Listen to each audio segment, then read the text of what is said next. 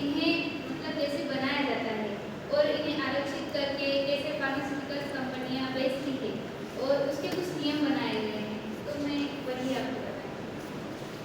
Pharmaceuticals, एक अच्छे pharmaceuticals का कर्तव्य होता है कि वो सच बोले, विवेक के साथ कार्य करे और अपने व्यवहार, जैसे वो मतलब दवाइयों को बेचता है तो जब कोई लेने जाता है तो उसे अच्छे तरीके से पेश आए और उन्हें सच बोले, उसका सही प्राइस बताए। और पेशेवर, यह एक अच्छा पेशेवर होता है। और यह रोगी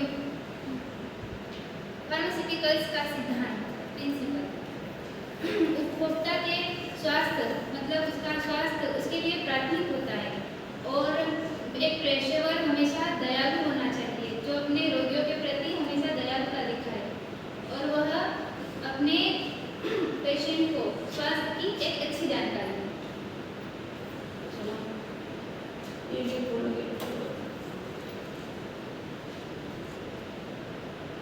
इसके 4 सिद्धांत होते हैं, जैसे नैतिक सिद्धांत, आर्थिक उपकार, अहित, न्याय परिभाषित समझाया गया है, सूचित सहमति, हमेशा सत्य कथन और गोपनीयता।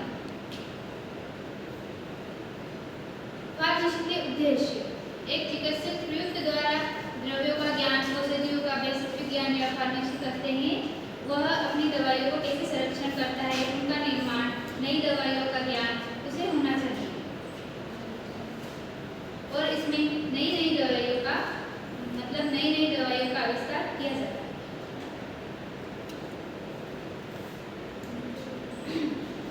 फादर ऑफ फार्मेसी, यह है महादेव लाल शॉप, ML शॉप, जिनका जन्म अलीगढ़ में 1902 में हुआ था तथा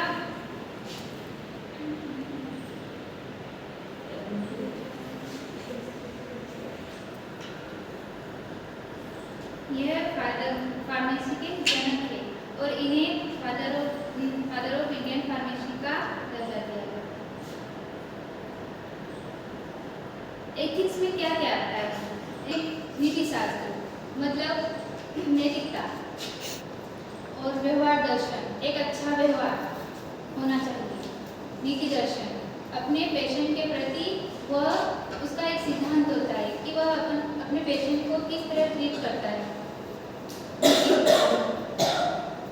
फार्मेसी का पैसे से संबंध, एक अच्छा फार्मेसिस्ट का अपने पैसे से क्या संबंध होना चाहिए, वो रोगियों को अच्छे नुस्खे दे और विशेषकर दवाएं कैसे काम करती है उसकी पूरी जानकारी दे और वह उसके अच्छे पैसे की पहचान होती है।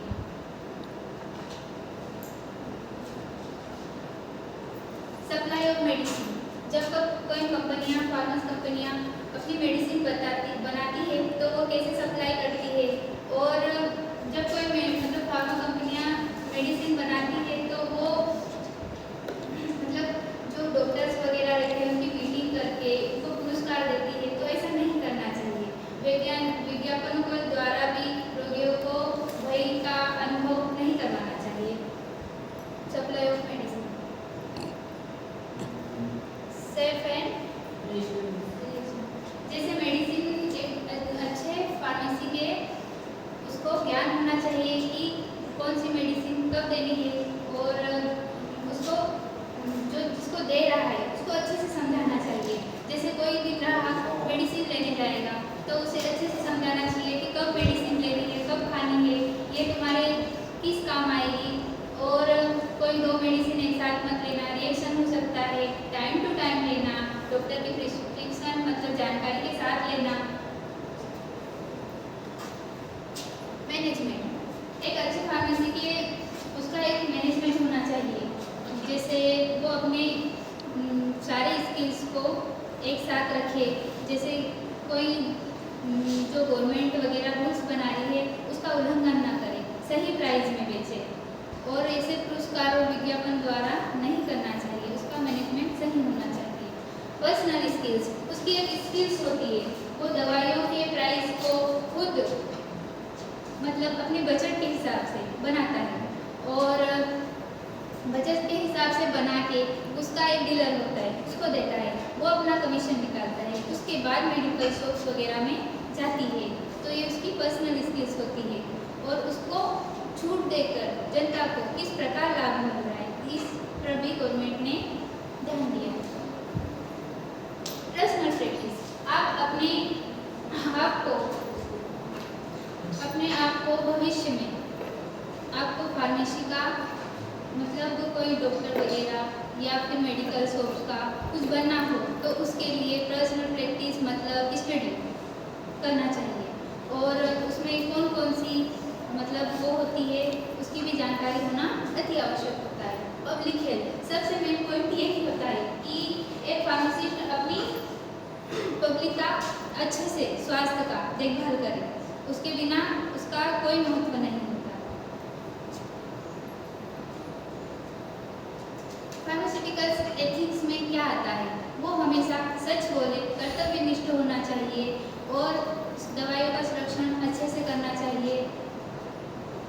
विज्ञापन और प्रदर्शन, एक अच्छे फार्मासिस्ट का उद्देश्य होना चाहिए कि वह किसी को गिफ्ट ना दे और किसी प्रकार का लालच ना दे और अच्छे से अपने प्रोडक्ट को बेचे और पुरस्कार प्रतियोगिता समान ऐसा कुछ नहीं करना चाहिए। दवा कैसे लेनी है, कोई भी मेडिसिन बिना डॉक्टर की जानकारी के एक साथ नहीं लेनी चाहिए और उसके बाद अपने हिसाब से मेडिसिन का डोज नहीं बढ़ाना चाहिए वरना रिएक्शन हो सकता है और मेडिसिन लेते वक्त टाइम टू टाइम या खान पान का अच्छे से ध्यान रखें, ऐसी अनहेल्दी चीज़ें ना खाएं।